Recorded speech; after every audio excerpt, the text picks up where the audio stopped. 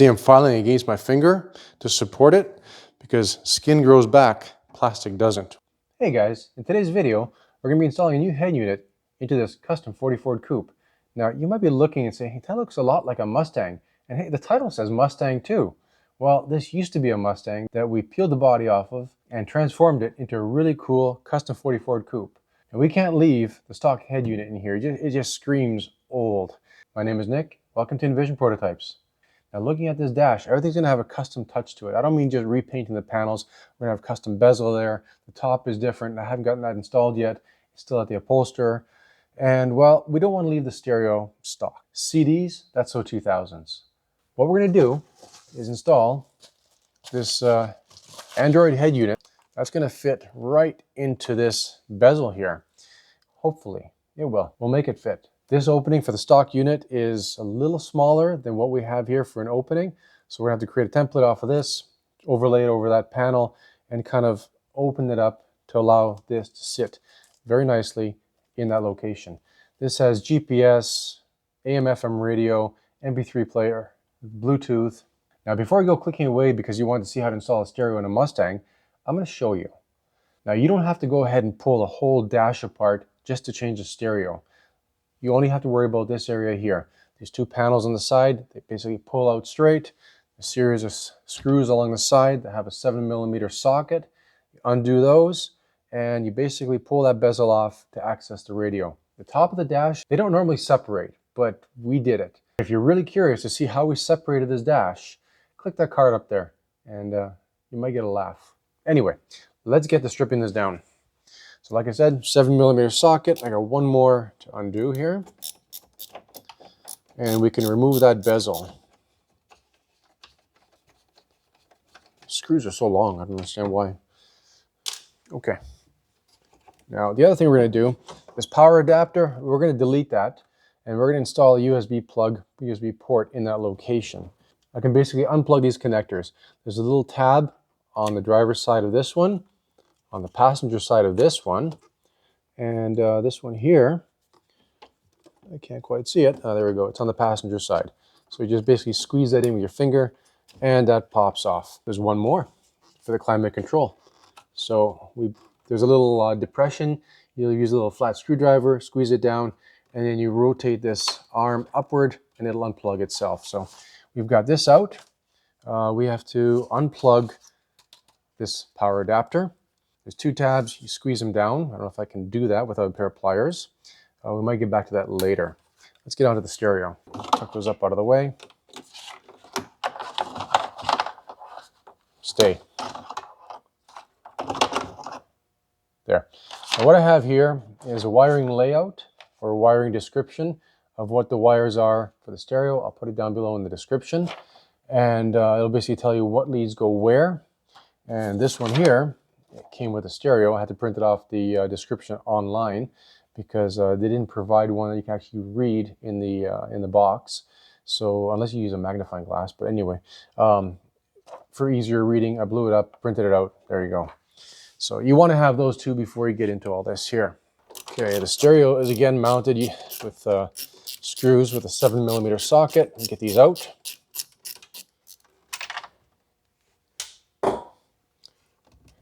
Wow, okay. Let's see how this comes out. On the driver's side of the stereo, there is a large plug. You squeeze the top down, and that will wiggle out. There's the antenna on the passenger side. That just pulls out. And then again, about the midway there's one more plug. You squeeze that and pop that out. Pretty heavy unit. So this car doesn't have a subwoofer. That's what that center plug was for. We can ignore that and just focus our efforts on the large plug because that's going to be the power source, speakers, all that for this Android unit. In the unit, you get a package of, I'm not doing a review on this unit. We've used them before in our hot rods. They work really well. That's all I'm going to say. We've got our GPS antenna. We'll deal with that later. We have the main connector for the stereo. We've got the backup camera connector.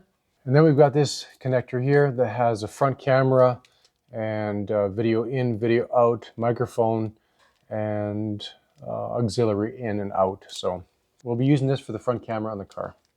Now this unit has a microphone built in the top right hand corner, so we don't need to use the microphone input on that connector. Just the front camera will come in and plug into that. It's going to be kind of tricky to get in here because their connector doesn't come out too far. It's taped off inside, and to get it any further is really difficult. So what we're going to do is we're going to just chop off the connector. We're not using it in this stereo anymore, so that really doesn't matter to us. I'm going to take a razor blade and very carefully just cut through their tape so we can, let's put this where we can drop it. So we can kind of expand the wiring a little bit, just open things up. Now I'm not going to go wire by wire and explain what everything does. You basically have to reference the two wiring descriptions for your aftermarket stereo as well as the stock unit, match up what's what, and then join them together. Now you can use a knife, you can use a pair of side cutters, or you can use this double-headed stripper and wire stripper and just peel off or knock off the insulation. So you got to make sure that you strip off equal amounts of insulation off of both, so that when you tie the two together, you don't have extra strands sticking up and sticking out. And don't use mark connectors. Don't just twist tie them together hoping they're going to stay. Solder your joints. That way you have a nice, good connection. Doesn't take that long, and especially if you get one of the little butane torches and put a little heat on it, I'll show you, and it'll just give you a positive connection, and you won't have to worry about your sound coming in and out because of a loose connection. And before you strip the insulation off, slide the heat shrink over top. Makes it a lot easier instead of the other way around. So there we have a really nice neat joint with the heat shrink pulled all the way back so we don't affect it when we warm this up. And then once that's soldered, we'll take and put that over top and finish it. When you're soldering this, use the stuff specifically meant for wires.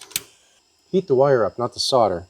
So we're going to let that cool off before we go trying to slide the insulation over. If you slide the insulation while it's still hot, you might get about a quarter of the way, and the heat shrink will shrink, and then you're stuck, and you got to just tape it up, which doesn't look too good. So I've soldered it, slid the insulation over top. Now I'll take the torch and just heat that up a little bit. So we need to do this 15 more times. Why 15? Well, there's 15 wires involved. 2 front speakers, that's 4 wires. 2 in the back, that's 8 wires. The power, and whatever else they have involved here.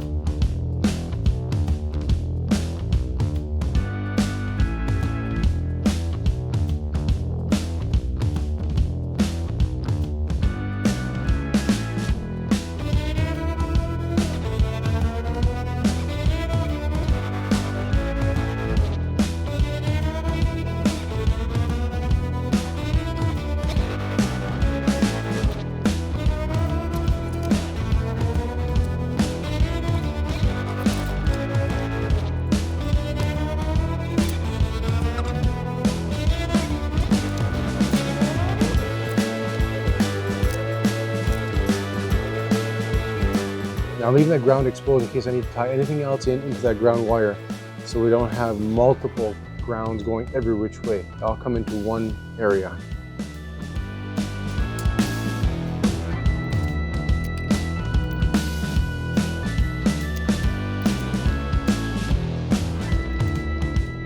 In doing this, you want the wires to kind of lay in together.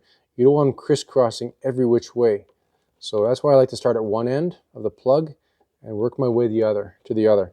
It takes a few more minutes, but in the end it's worth it because you have a really neat job on your hands. Last thing you want is a big spaghetti factory with wires just going every which way. Come on. That's it.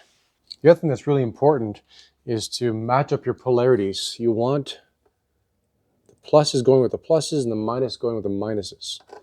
You start mixing them up and, well, you're not going to get the results you want. Gobs of solder are not your friend. You want to just have enough to create a good connection, and that's it. Don't push it. The butane torch is really hot, so you don't want to concentrate too much heat too long on there. There we go. And the last two. If you mix up the polarity of the wires, negative to positive, your music is going to come out backwards. I'm kidding. With the wiring complete, now we can focus on actually increasing the size of this hole in the bezel to fit the unit. I've already gone and removed the power adapter or the power receiver, squeezed the two tabs, it slid right out, and installed our USB connector. So that's done. With the wiring completed, now we can mount this head unit into the bezel. I've already started taping the perimeter off. You can see our hole is going to be too small for this unit. What I'm going to do to illustrate that is just kind of cut these corners. Just like that. Now before you can get the tape to stick, in most cases you're going to have to use a degreaser or some acetone or something to clean off any waxes you have on your bezel, because I'm sure it's got something on it, and with that the tape won't stick. You can see how much dirt came off there. So that all came off this bezel, so to get that tape to stick. And now you can see we have quite a size difference. It'll fit within the bezel, however this hole we have to enlarge it. Height wise, hardly, just a little bit, as well as width wise. Width wise is more significant. Now this unit is symmetric, so technically I can lay it over top of the green tape, align it with the top, align it side to side. It's going to be snug, but it will fit. We're going to take this off. Don't like doing it. Put it right there, and we'll put it on afterwards. So I'll just lay this down like that. We're going to center it. Oh, look at that fly. He must like that smell of the lacquer thinner. He's probably drunk. Okay, that's centered. Side to side. Now we can go ahead and you can use a Sharpie or a marker, but there's a chance. I got to check something. I know we're all ready to go, but you can only cut this once, and these tabs will have to go, but we'll have the screws to align the bezel, so that's okay. So good thing we checked. Move that up just like that. Slide that over. And like I said, we're going to line up the top like that. Make sure it's centered. Get a tape measure, measure it out. You only have one chance at this. Now I'm not trying to measure between the edge of the end of the unit and this flange here. I'm measuring to the outer edge. It's a little bit easier to measure to. So it's 1.25 inches. And it's 1.25 inches. So that's going to be it. Very delicate procedure. Let's see how it looks. Don't tell me. Of course, the pen I chose, there it goes.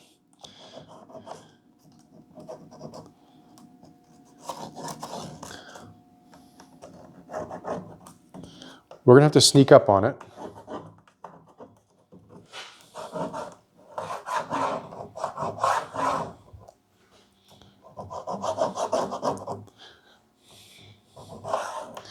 That's why it's important to have the tape stick properly. Tape no sticky, no good.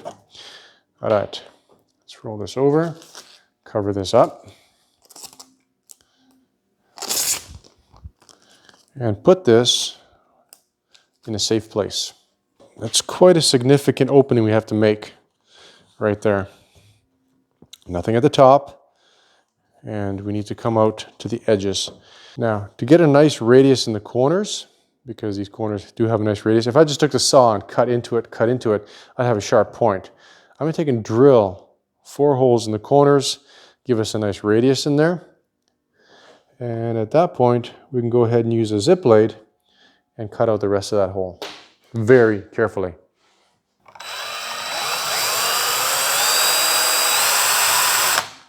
Uh-oh. Like, I really cleaned this bezel and it's still not sticking, so whatever wax that was used in the past was a good one.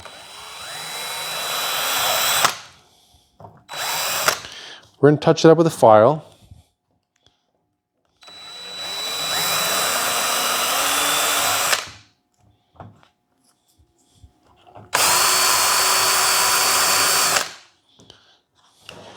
Better to cut the hole a little bit smaller and expand it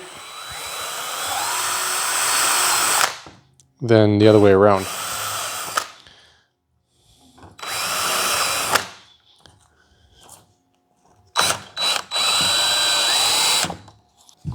Now I'm going to do my best to stay on the inside of this line.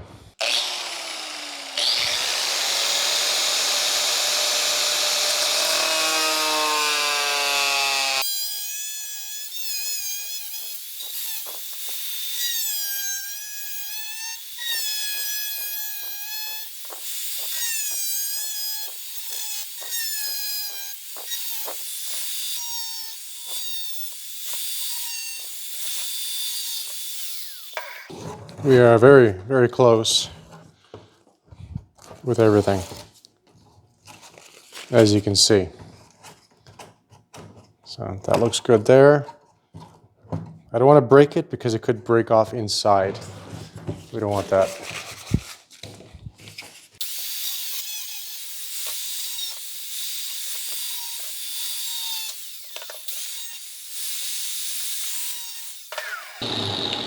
Not too bad. I'm going to take a file, clean that up. You can see how close we're getting to the top there.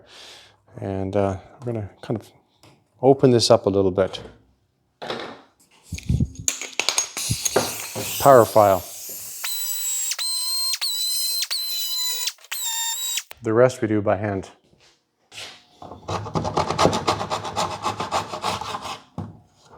I left the control in place to support this area.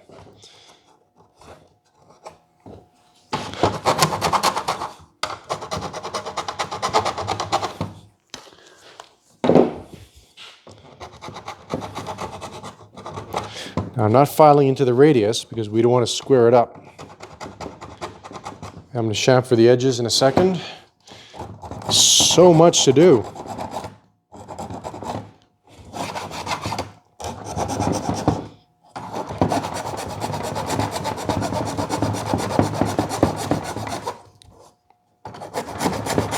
You can use a piece of sandpaper, a 40 grit or 80 grit sandpaper, and just work the edges outward until the head unit fits.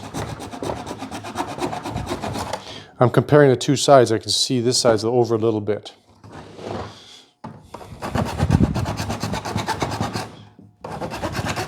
See, I'm filing against my finger to support it because skin grows back, plastic doesn't. Once you file away the plastic, it's gone forever.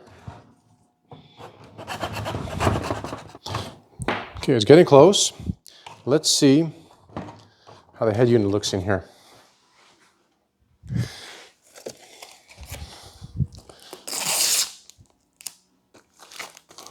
Now I'm going to leave the plastic on. Just bring this in from behind. Wow, we are so close. See, the corner's got to be opened up a little bit more. The space is good there. Raise the top. And these bottom corners, same thing.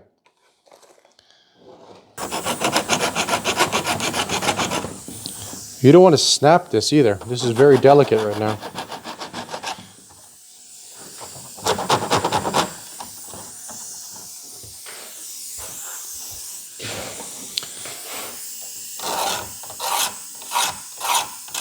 Just giving it a light chamfer using the razor blade. Just a little more control that way.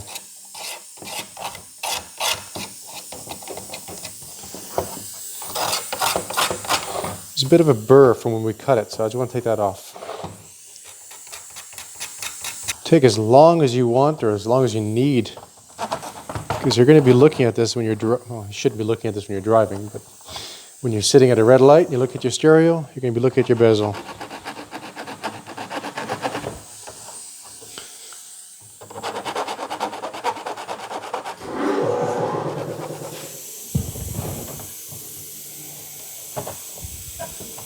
There we go. It comes through the hole and it comes through without any tension on the screen. And that's what I want. So now we can go ahead and, uh-oh, it's stuck. Yeah. Now we can go ahead and get the brackets mounted on.